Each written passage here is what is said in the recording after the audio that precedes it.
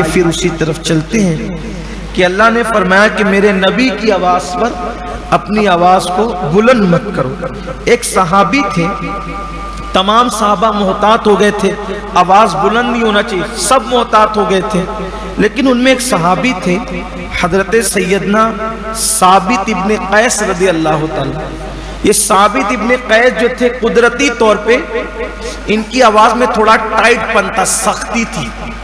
ہے نا۔ کچھ لوگ ایسے ہوتے ہیں نا وہ بلند آواز والے، ٹائٹ آواز جن کی ہوتی ہے، دھیرے بھی بولتے ہیں تو ایک دم جو وہ ساؤنڈ تیز رہتا ہے۔ تو حضرت ثابت بن قیس ایسی آواز کے مالک تھے، انہوں نے تو بارگاہ رسالت میں آنا ہی چھوڑ دیا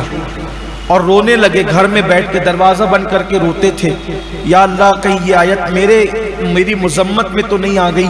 کیونکہ میری آواز ہی تیز ہے پورے مدینے میں، میں ہی بہت اونچی آواز سے بات کرتا ہوں۔ ایک دن میرے کریم آقا نے جب دیکھا کہ محفل میں ثابت ابن قیس موجود نہیں ہے، یہ ثابت ابن قیس کوئی معمولی آدمی نہیں ہے، یہ مدینہ منورہ کے بہت بڑے خطیب اور مقرر تھے، بہت بڑے خطیب اور مقرر تھے، تو آواز بھی ان کی اسی حساب سے تھی۔ تو آقا کریم صلی اللہ علیہ وآلہ وسلم نے جب دیکھا کہ حضرت ثابت ابن قیس نظر نہیں آتے تو پوچھا کہ ثابت کہاں ہے؟ عرض کی آقا وہ تو صرف رات و دن رو رہے ہیں، اور وہ یہ کہتے کہ وہ جو اونچی آواز کی ممانعت ہوئی ہے وہ میری وجہ سے بھی میری آواز ہی بلند ہوتی ہے۔ آقا کریم صلی اللہ علیہ وسلم نے فرمایا بلا اس کو میرے پاس، اور بلانے کے بعد سرکار نے میں کیوں روتے ہو؟ کہا حضور مجھے ڈر لگتا ہے کہ میں جہنمی ہو گیا، میرے اعمال برباد ہو گئے، اعمال اکارت ہو گئے، کیونکہ آپ کی بارگاہ میں تو میں بلند آواز سے بولتا ہوں، آواز تو میری بلند ہے۔ آقا نے فرمایا ثابت تو جہنمی نہیں ہے، اور تیری آواز کی وجہ سے یہ بات نہیں آئی ہے۔ پھر آقا نے ان کا دل رکھنے کے لیے کیا کہا پتہ ہے؟ فرمایا تو جنتی ہے، جنتی، اور تو عام جنتی نہیں ہے، تو اسلام کی راہ میں لڑتے لڑتے شہید ہوگا، تو ایسا جنتی ہے، یعنی شہادت کی بھی خبر دے دی۔ اب یہاں پر یہ بات آپ کو میں بتا دوں کہ پھر حضرت ثابت ابن قیس کس جنگ میں شہید ہوئے؟ جس وقت آقا علیہ السلام کا وصال ہو گیا تو حضور کے وصال کے بعد مسلمہ نام کا ایک قذاب تھا، اس نے جھوٹی نبوت کا دعویٰ کیا اور خود کے نبی ہونے کا اعلان کیا، تو صدیق اکبر رضی اللہ تعالیٰ عنہ نے حضرت خالد بن ولید کی سربراہی میں ایک لشکر بھیجا کہ جاؤ ان کافروں سے جنگ کرو۔ تو اس جنگ کے اندر حضرت ثابت بن قیس بھی گئے، اور جب گئے تو کیا دیکھا کہ جنگ بڑی سخت جنگ تھی، تو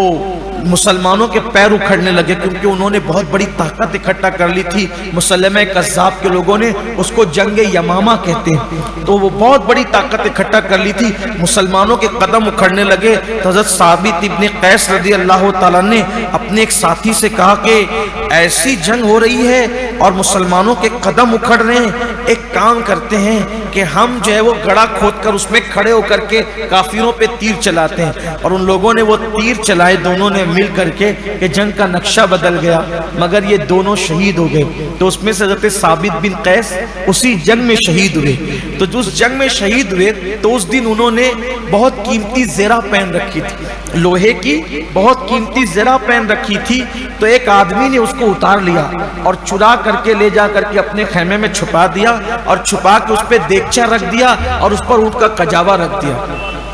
تو ثابت ابن قیس رضی اللہ تعالیٰ ایک صحابی کے خواب میں آئے، فرمایا دیکھو بھئی میری تو شہادت ہو گئی، میری زرہ بڑی قیمتی تھی اور کسی نے اس کو چرا لیا، یہ خواب مت سمجھنا، صرف میں تمہیں بتانے آیا ہوں کہ وہ فلاں آدمی نے چرائی ہے، اس کے خیمے میں دیگچی کے نیچے رکھی ہے اور اس پر اونٹ کا کجاوا رکھا ہے، وہ میری زرہ لے لینا اور لے کر کے صدیق اکبر کو دے دینا، کیونکہ میرے اوپر قرضہ ہے، اور صدیق اکبر سے کہنا کہ وہ میرا قرضہ ادا کر دے، اور ان کو میرا سلام بھی کہنا۔ تو اب جب انہوں نے خواب دیکھا، اور خواب تو خواب ہی لوگ سمجھتے ہیں، انہوں نے خواب دیکھا تو خالد ابن ولید کے پاس آئے اور کہنے لگے کہ میں نے خواب دیکھا ہے، اور خواب میں حضرت ثابت بن قیس نے یہ کہا کہ اگر انہوں نے کہا ہے تو پھر بات صحیح ہے۔ جب خالد بن ولید ڈائریکٹ اس کے خیمے میں گھسے، چلے گئے، جیسے ہی کجاوا ہٹایا، دیگچا ہٹایا، تو حضرت ثابت کی زرہ وہاں رکھی ہوئی تھی، وہ زرہ آپ نے لی اور پھر مدینہ منورہ تک پہنچائی۔ یہ نہیں، یہ ان کی کرامت بھی تھی۔ ایسے اللہ والے جو حضور کا ادب کرتے، اللہ تعالیٰ ان کو یہ کرامتیں بھی عطا فرماتا ہے۔ پھر اللہ تبارک و تعالیٰ نے صحابہ کرام کی تعریف فرمائی، کیونکہ صحابہ نے اپنی آوازوں کو پست کر لیا تھا، منہ میں پتھر رکھ کر آتے تھے، آواز دھیری کر لیے، تو اللہ فرماتا ہے کہ جو میرے محبوب کی آواز، میرے محبوب کے سامنے، میرے محبوب کی بارگاہ میں اپنی آواز کو پست رکھتے ہیں، دھیرے رکھتے ہیں، اللہ نے انہیں تین انعام عطا کیے۔ کتنے انعام دیے؟ 3 انعام۔ نمبر 1 کہ اللہ نے ان کے دلوں کو تقوی کے لیے چن لیا، یعنی وہ متقی لوگ ہیں جو میرے محبوب کی بارگاہ میں آوازوں کو پست رکھتے ہیں، وہ اہل تقوی ہیں، وہ متقی لوگ ہیں۔ اور پھر اللہ تبارک و تعالیٰ نے فرمایا کہ صرف وہ متقی نہیں ہیں، بلکہ اللہ تبارک و تعالیٰ نے